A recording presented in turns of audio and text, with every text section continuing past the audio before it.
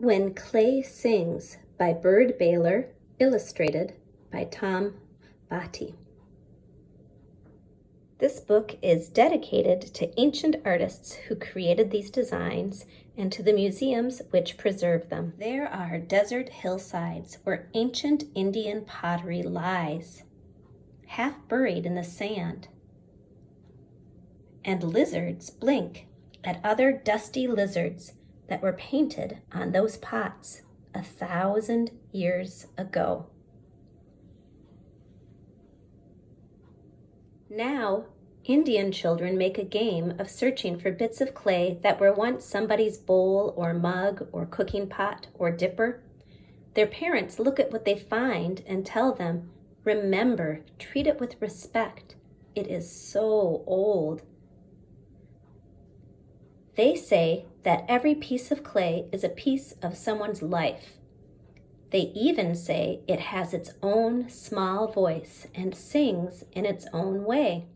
So the children touch the pieces carefully as they kneel there in the hot, dry sand, listening for whatever voice a broken pot might use.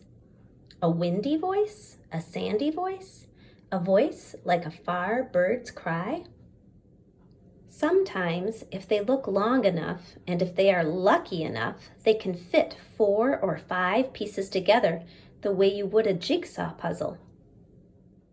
Then suddenly they see a perky, wide-eyed bird look up at them, surprised. Maybe the bowl with the bird was dropped by some other Indian child who chased a rabbit near these same rocks. Then, when they find a bowl that isn't broken, the children can pretend that they've just eaten from it and that they're sitting by some campfire on a deerskin blanket, and it's then, not now, and they speak an older language. But they don't need words to know that there were speckled bugs and spotted bugs and bugs with shiny wings and pinchy bugs and jumpy bugs and bugs that had 1,000 legs that liked to walk through the grass. They know the molding of a lump of clay has always been a slow and gentle work. No hurrying, no rushing. Hands that shape the earth this way have time to know the cool touch of the sand. Women, then, must have spoken to the earth as they took its clay. They must have sung special songs for shaping the bowl, for polishing it, for baking it so it would be strong enough to last long after that tribe was gone. Once, somebody sitting on the ground outside a high, cold cliff house thought, "I'll make this bowl as pretty as I can," and she painted what she liked the most, stars and moon and sun and whirlwinds. Was the sun shining as she worked? Were her own children playing near? Was there a skinny dog? Was the smell of cooking in the air? Did a man come back from hunting and shake his head? And on another day, did she paint that hunter too? Sometimes children may have said, but in that other language, "Mama, make a bowl with pictures of big animals for me, big fierce creatures that I'll hunt someday." So she drew mountain lions and wildcats and even a man wrestling a bear. Or is it a bear wrestling a man? The colors are still bright, reds as deep as sandstone cliffs, browns and tans the shade of desert earth, black and white, shiny as stones polished by water in high mountain streams.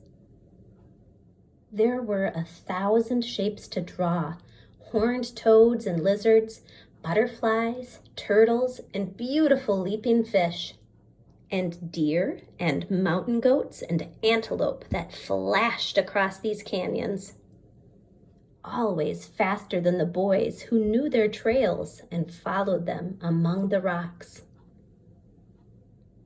They even drew the scariest things they could think of, call them monsters, call them night spirits, call them anything.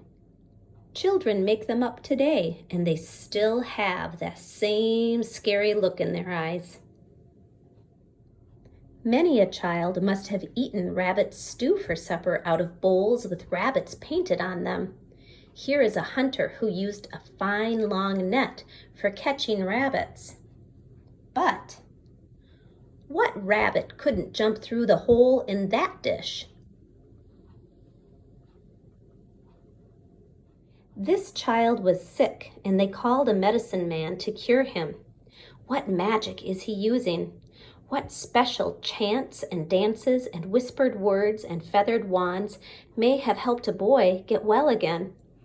And did medicine made from dry roots and flowers and wild yellow grasses taste like pink medicine tastes now? Indians who find this pottery today say that everything has its own spirit, even a broken pot. They say the clay remembers the hands that made it. Does it remember the cornfields too? And the summer rains? And the ceremonies that held life together? Here are the masks and the costumes and the great dancing figures. Here is the flute player bent low over his song. Songs had to be powerful enough to make the rain fall and winds blow and seeds sprout in the dark earth. Songs had to be powerful enough to keep warriors safe and lead the hunter to the deer and make summer always follow winter and hold the sun in its proper path across the sky and keep life moving on from tribe to tribe. They say that even now the wind sometimes finds one of those songs still in the clay and lifts it out and carries it down the canyon and across the hills. It's a small sound and always far away, but they say sometimes they hear it. Designs used in this book are all derived from prehistoric Indian pottery from the American Southwest.